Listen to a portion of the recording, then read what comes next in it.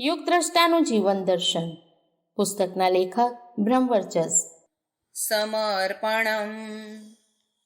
ઓમ વંદે ભગવતીમ દેવીમ શ્રીરામશ્ચ જગદ્ગુરુમ પાદપદ્મે તયોઃ શ્રીત્વા પ્રણમામિ મુહુર્મુહુઃ.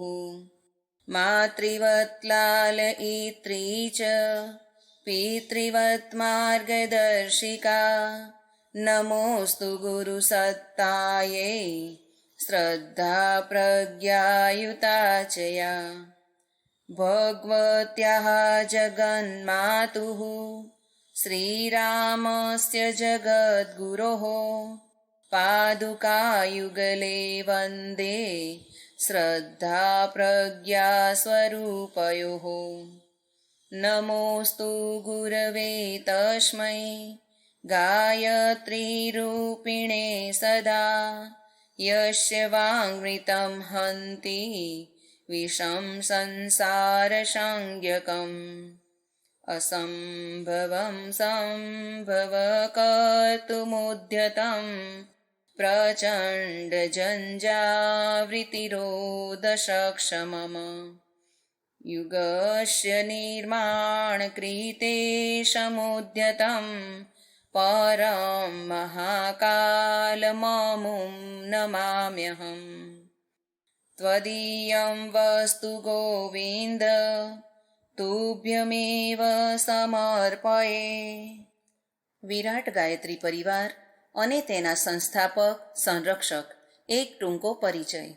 ઇતિહાસમાં ક્યારેક જ એવું બને છે કે અવતારી સત્તા એકી સાથે બહુઆયામી રૂપોમાં પ્રગટે છે અને કરોડો મનુષ્યનું જ નહીં, સમગ્ર પૃથ્વીના ઉદ્ધાર અને ચેતનાત્મક ધરાતળ પર બધાના મનનું નવેસરથી નિર્માણ કરવા આવે છે. પરમ પૂજ્ય ગુરુદેવ પંડિત શ્રીરામ શર્મા આચાર્યને એક એવી જ સત્તાના રૂપે જોઈ શકાય છે, જે યુગો યુગોમાં ગુરુ અને અવતારી સત્તા બંને રૂપોમાં આપણા બધાની વચ્ચે પ્રગટ થઈ. 80 વર્ષનું જીવન જીવીને એક વિરાટ જ્યોતિ પ્રજ્વલિત કરીને તે સૂક્ષ્મ ઋષિ ચેતનાની સાથે એકાકાર થઈ ગઈ, જે આજે યુગ પરિવર્તનને સાકાર કરવા માટે પ્રતિબદ્ધ છે. પરમ વંદનીય માતાજી શક્તિનું તે રૂપ હતી, જે ક્યારેક મહાકાળી, ક્યારેક મા જાનકી, ક્યારેક મા શારદા અને ક્યારેક મા ભગવતીના રૂપે શિવની કલ્યાણકારી સત્તાનો સાથ આપવા આવતી રહી છે. તેઓએ પણ સૂક્ષ્મમાં વિલીન થઈ પોતાને આરાધ્યની સાથે એકાકાર કરી સ્વયંને જ્યોતિ પુરુષનું એક અંગ બનાવી લીધું. આજે બંને સશરીર આપણી વચ્ચે નથી, પરંતુ નવી સૃષ્ટિ કેવી રીતે ઘડાઈ, કેવી રીતે માનવ ઘડવાનું માળખું બનાવાયું, એને શાંતિકુંજ, બ્રહ્મવર્ચસ, ગાયત્રી તપોભૂમિ, અખંડ જ્યોતિ સંસ્થાન અને યુગતીર્થ આંબલખેડા જેવી સ્થાપનાઓ તથા સંકલ્પિત સર્જન સેનાને ગણોની, વીરભદ્રોની કરોડોથી વધારે સંખ્યાના રૂપમાં જોઈ શકાય છે. પરમ પૂજ્ય ગુરુદેવનું સાચું મૂલ્યાંકન તો કેટલાક વરસ વીતે ઇતિહાસવિદ કરશે, પરંતુ જો તેઓને આજે કોઈ સાક્ષાત જોવા કે તેઓનો સાક્ષાત્કાર કરવા ઈચ્છતા હોય તો તેમના હાથે લખેલ તે વિરાટ પ્રમાણમાં યુગ સંજીવની સાહિત્યના રૂપે જોઈ શકે છે, જે તેમના પોતાના વજનથી પણ વધારે લખી ગયા. આ સાહિત્યમાં સંવેદનાનો સ્પર્શ એટલી ઝીણવટથી થયો છે કે એવું લાગે છે જાણે કલમને સંવેદનાની શાહીમાં ડૂબાડીને લખાયું હોય. દરેક શબ્દ એવો જે હૃદયને સ્પર્શીને મનને, વિચારોને બદલતો જાય છે. લાખો કરોડોના મનને અંતઃકરણે સ્પર્શીને તેઓનો કાયાકલ્પ કરી નાખ્યો. રૂસોના પ્રજાતંત્રની કાર્લ માર્કસના સામ્યવાદની ક્રાંતિ પણ આની સામે નાની પડી જાય છે. તેઓના માત્ર આ યુગવાળા સ્વરૂપનું લેખન કરવામાં લાગે છે કે એક વિશ્વકોશ તૈયાર થઈ શકે છે. પછી તે બહુઆયામી રૂપને, જેમાં તે સંગઠન કરતા સાધક, કરોડોના અભિભાવક, ગાયત્રી મહાવિદ્યાના ઉદ્ધારક, સંસ્કાર પરંપરાનું પુનર્જીવન કરનારા, મમત્વ લૂંટાવનારા એક પિતા નારી જાતિ પ્રત્યે અનન્ય કરુણા વર્ષાવી તેઓનો ઉદ્ધાર માટે ધરાતળ પર ચાલનાર નારી જાગરણ અભિયાન ચલાવતા દેખાય છે. પોતાની વાણીના ઉદ્બોધનથી એક વિરાટ ગાયત્રી પરિવાર પોતાના એકલા હાથે ઊભો કરતા દેખાય છે. ત્યારે સમજમાં નથી આવતું કે એમના વિશે શું શું લખવામાં આવે અને કેવી રીતે છંદબદ્ધ લિપિબદ્ધ કરી શકાય એ મહાપુરુષના જીવન ચરિત્રને. વિક્રમ સંવત 1968 20 સપ્ટેમ્બર ઈસવીસો 1911ના રોજ આસોવદ તેરસના દિવસે આંબલખેડા ગ્રામ જિલ્લો આગ્રા, જે જલેસર માર્ગ પર આગ્રાથી 15 માઇલ દૂર છે, ત્યાં તેઓ સ્થૂળ શરીર રૂપે જન્મ્યા. શ્રીરામ શર્માજીનો બાલ્યકાળ કિશોરવય ગ્રામીણ પરિસરમાં જ વીત્યો. તે જન્મ્યા હતા એક જમીનદારના ઘરે, જ્યાં તેઓના પિતાશ્રી પંડિત રૂપકિશોરજી શર્મા આજુબાજુના દૂર દૂરના રજવાડાના રાજપુરોહિત, શ્રેષ્ઠ વિદ્વાન, ભાગવત કથાકાર હતા. પરંતુ તેઓનું અંતઃકરણ માનવ માત્રની પીડાથી સદા વિચલિત રહેતું હતું. સાધના પ્રત્યે તેઓનું વલણ બાળપણથી જ જોવા મળ્યું. બીજી બાજુ તે પોતાના સહાધ્યાયીઓને, નાના બાળકોને આંબાવાડીમાં બેસાડીને સ્કૂલના શિક્ષણની સાથે સુસંસ્કારિતા અપનાવનાર આત્મવિદ્યાનું શિક્ષણ પણ આપતા હતા. આંતરિક વ્યાકુળતાને કારણે હિમાલય તરફ ભાગી નીકળ્યા પણ પકડાઈ જતા. તેઓએ સંબંધીઓને સ્પષ્ટ જણાવ્યું કે હિમાલય જ એમનું ઘર છે અને ત્યાં જ તેઓ જઈ રહ્યા હતા. ત્યારે કોને ખબર હતી કે હિમાલયની ઋષિ ચેતનાઓનો સમૂહ બનીને આવેલ આ મહાન સત્તા ખરેખર ભવિષ્યમાં હિમાલયને જ પોતાનું ઘર બનાવશે. તેમને મન નાત જાતનો કોઈ ભેદ હતો નહીં. જાતિવાદની મૂર્ખતાભરી માન્યતાથી જકડાયેલ ત્યારના ભારતના ગ્રામીણ પરિસરમાં એક અછૂત વૃદ્ધ મહિલાની જેને કુષ્ઠરોગ થયો હતો, તેના મહોલ્લામાં જઈને સેવા કરી. તેઓએ પોતાના ઘરવાળાઓનો વિરોધ તો વહોરી લીધો, પણ પોતાનું વ્રત ન છોડ્યું. તે મહિલાએ સ્વસ્થ થયા પછી તેમને ખૂબ આશીર્વાદ આપ્યા. એક અછૂત કહેવાતી જાતિનો માણસ, જે તેમના આલિશાન મકાનમાં ઘોડાની માલિશ કરવા આવતો હતો, તે એકવાર બોલી બેઠો કે મારે ઘરે કથા કરાવવા કોણ આવશે? મારું એવું સૌભાગ્ય ક્યાં? ત્યારે નવનીત જેવા હૃદયવાળા પૂજ્યવર તેના ઘેર જઈ પહોંચ્યા અને વિધિસર કથા કરી, પૂજા કરી, તેને સ્વચ્છતાનો પાઠ શીખવાડ્યો. જોકે આખું ગામ તેમના વિરોધમાં બોલી રહ્યું હતું. કિશોરાવસ્થામાં જ સમાજ સુધારની રચનાત્મક પ્રવૃત્તિઓ એમણે શરૂ કરી દીધી હતી. ઔપચારિક શિક્ષણ ઓછું જ હતું, પણ તેમને તે પછી જરૂરિયાત પણ ન હતી. કેમ કે જે જન્મજાત પ્રતિભા સંપન્ન હોય તે ઔપચારિક અભ્યાસક્રમ સુધી સીમિત કેવી રીતે રહી શકે છે?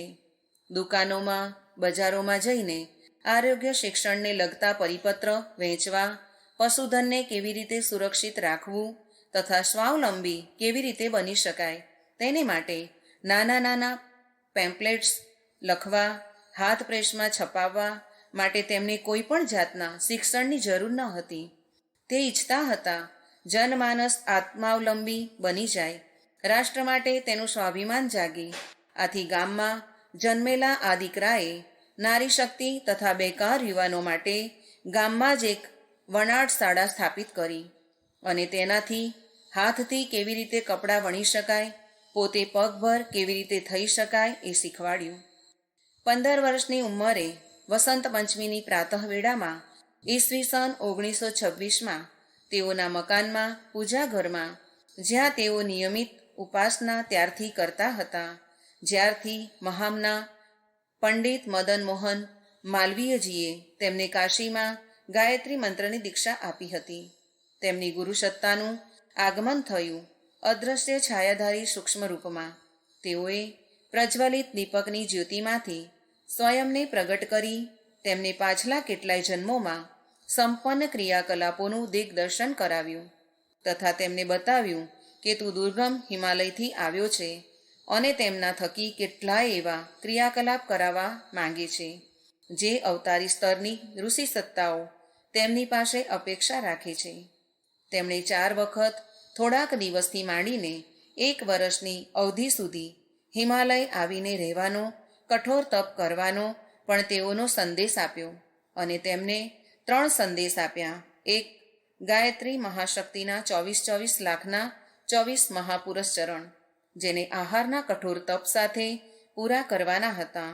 2, અખંડ ઘીના દીવાની સ્થાપના અને જન જન સુધી તેના પ્રકાશને ફેલાવવા માટે સમય આવે જ્ઞાનયજ્ઞ અભિયાન ચલાવવું, જે પછીથી અખંડ જ્યોતિ પત્રિકા રૂપે ઈસવીસન 1937માં પ્રથમ પ્રકાશનથી આરંભાઈને વિચાર ક્રાંતિ અભિયાનના વિશ્વવ્યાપી રૂપે પ્રગટ થયું. તથા 3, 24 મહાપુરુષ ચરણો દરમિયાન યુગ ધર્મનો નિભાવ કરતા કરતા રાષ્ટ્ર માટે પણ સ્વયંને સમર્પી દેવું, હિમાલય યાત્રા પણ કરવી તથા તેઓના સંપર્કમાં રહીને ભવિષ્યનું માર્ગદર્શન મેળવવું. એમ કહી શકાય છે કે યુગ નિર્માણ મિશન, ગાયત્રી પરિવાર, પ્રજ્ઞા અભિયાન, પૂજ્ય ગુરુદેવ જે બધા એકબીજાના પર્યાય છે, તે પૂજ્ય ગુરુદેવની જીવનયાત્રાનો એક મહત્વપૂર્ણ વળાંક હતો, જેણે ભાવિ રીતિનીતિનું નિર્ધારણ કરી દીધું. પૂજ્ય ગુરુદેવ પોતાના પુસ્તક વ્હીલ અને વારસોમાં લખે છે, પ્રથમ મિલનના દિવસે જ સમર્પણ સંપન્ન થયું. 2 વાતો ગુરુ સત્તાએ ખાસ કરીને કહી. સંસારી લોકો શું કરે છે અને શું કહે છે તેની તરફ જોયા વગર નિર્ધારિત લક્ષ્યની દિશામાં એકલપંડે સાહસના આધારે ચાલતા રહેવું, અને બીજું એ કે પોતાને વધારે પવિત્ર અને પ્રખર બનાવે તેવી તપશ્ચર્યામાં સંલગ્ન થવું. જવની રોટલી અને છાશ પર ગુજરાન કરીને આત્માનું શાસન કેળવવું, તેનાથી તે સામર્થ્ય વિકસિત થશે જે વિશુદ્ધ રીતે પરમાર્થ પ્રયોજનોમાં નિયોજિત થશે. વસંત પર્વનો આ દિવસ ગુરુ અનુશાસનનો સ્વીકાર અમારા માટે નવો જન્મ બની ગયો. સદગુરુની પ્રાપ્તિ અમારા જીવનનું અનન્ય અને પરમ સૌભાગ્ય રહ્યું. રાષ્ટ્ર પરાવલંબી હોવાની પીડા પણ તેમને એટલી જ સતાવતી હતી જેટલી ગુરુ શક્તિના આદેશ મુજબ તપીને સિદ્ધિઓની પ્રાપ્તિની બળવંત ઈચ્છા તેમના મનમાં હતી. તેઓના મનની દ્વિધા ગુરુ સત્તાએ દૂર કરીને પરાવાણીથી તેમનું માર્ગદર્શન કર્યું કે યુગ ધર્મની મહત્તા અને સમયનો પોકાર જોઈ સાંભળી તમારે બીજા આવશ્યક કાર્યો ત્યજી દઈને આગ લાગે ત્યારે પાણી લઈને દોડવું પડે તેવા બહુ આવશ્યક કાર્ય પહેલાં કરવા પડી શકે છે. તેમાં સ્વતંત્રતા સંગ્રામના સેનાની બની સંઘર્ષ કરવાનો પણ સંકેત હતો. ઈસવીસન 1927થી 1933 સુધીનો સમય તેઓનો એક સક્રિય સ્વયંસેવક અને સ્વતંત્રતા સેનાનીના રૂપમાં વીત્યો, જેમાં કુટુંબનો વિરોધ હોવા છતાં પગપાળા ચાલતા ચાલતા લાંબો પથ રસ્તો કાપીને તેઓ આગ્રાની શિબિરમાં પહોંચ્યા, જ્યાં પ્રશિક્ષણ આપવામાં આવતું હતું. ત્યાં ઘણા બધા મિત્રો, સખાઓ, માર્ગદર્શકોની સાથે તે છુપાઈને કાર્ય કરતા રહ્યા તથા સમય આવે જ જેલ પણ ગયા. 6 મહિનાની તેમને કેટલી વાર જેલ થઈ. જેલમાં પણ તે જેલના અભણ સાથીઓને શિક્ષણ આપીને અને સ્વયં અંગ્રેજી શીખીને પાછા ફર્યા. આસનસોલ જેલમાં તે પંડિત જવાહરલાલ નહેરુની માતા શ્રીમતી સ્વરૂપ રાની નહેરુ, શ્રી રફી અહમદ કિડવઈ, મહામના માલવીયજી, દેવદાસ ગાંધી જેવી મહાન વ્યક્તિઓ સાથે રહ્યા. સ્વતંત્રતાની લડાઈ દરમિયાન કેટલોક ઉગ્ર સમય પણ આવ્યો, જેમાં શહીદ ભગતસિંહને ફાંસી આપવાને કારણે ફેલાયેલ લોક આક્રોશના સમયે શ્રી અરવિંદના કિશોરકાળની ક્રાંતિકારી સ્થિતિની જેમ તેઓએ એવા કાર્ય પણ કર્યા જેનાથી આક્રમણકારી શાસકોની સાથે અસહકાર જાહેર થતો હતો. મીઠાના સત્યાગ્રહ દરમિયાન તેઓ જુલમી શાસકો સમક્ષ ઝૂક્યા નહીં. તે મારતા રહ્યા, પણ સમાધિ સ્થિતિને પ્રાપ્ત રાષ્ટ્રદેવતાના પૂજારીને બેભાન થવાનું સ્વીકૃત હતું, પણ આંદોલનથી પીઠ ફેરવીને ભાગવાનું નહીં. ફિરંગી સિપાઈઓના ચાલ્યા ગયા પછી લોકો તેમને ઉઠાવીને તેમના ઘરે લઈ આવ્યા. જરાર આંદોલનના સમયે તેમણે ઝંડો છોડ્યો નહીં. જ્યારે ફિરંગી તેઓને મારતા રહ્યા, ઝંડો ઝૂંટવવાનો પ્રયત્ન કરતા રહ્યા, તેઓએ મોંથી ઝંડો પકડી રાખ્યો. પડી ગયા, બેભાન થઈ ગયા, પણ ઝંડો ન છોડ્યો. ઝંડાનો એક ટુકડો ડૉક્ટરોએ દાંતમાં ફસાયેલ ટુકડાને રૂપે જ્યારે બહાર કાઢ્યો, ત્યારે બધા જ તેઓની સહનશક્તિ જોઈને નવાઈ પામી ગયા. તેમને ત્યારથી જ આઝાદીના મતવાલા ઉન્મત્ત શ્રીરામ મત ઉપનામ પ્રાપ્ત થયું. આગ્રામાં તેઓની સાથે રહેલા કે તેઓથી કશુંક શીખેલ અગણિત વ્યક્તિ તેઓ નેમત્તજીના નામે ઓળખે છે. કર વસૂલીના આંકડા એકઠા કરવા માટે તેઓએ આખા આગ્રા જિલ્લાનો પ્રવાસ કર્યો. તેમણે પ્રસ્તુત કરેલ આંકડા તત્કાલીન સંયુક્ત પ્રાંતના મુખ્યમંત્રી શ્રી ગોવિંદ વલ્લભ પંત દ્વારા ગાંધીજી સમક્ષ રજૂ કરાયા. બાપુએ પોતાની પ્રશસ્તિ સાથે એ પ્રામાણિક આંકડા બ્રિટિશ પાર્લામેન્ટને મોકલ્યા. આને આધારે જ સંપૂર્ણ સંયુક્ત પ્રાંતમાં કરમુક્તિનો હુકમ જાહેર થયો. ક્યારે જેમણે પોતાની આ લડાઈના બદલામાં કશું ન ઈચ્છ્યું તેમને સરકારે પોતાનો પ્રતિનિધિ મોકલી 50 વર્ષ પછી તામ્રપત્ર આપી શાંતિકુંજમાં સન્માનિત કર્યા. એ સન્માનને ગૌરવ સાથે મળતી બધી સગવડો તથા પેન્શન તેઓએ પ્રધાનમંત્રી રાહત ફંડ, હરિજન ફંડના નામે સમર્પિત કરી દીધી. વૈરાગી જીવનનું સાચા રાષ્ટ્રસંત હોવાનું આનાથી મોટું કયું પ્રમાણ હોઈ શકે છે?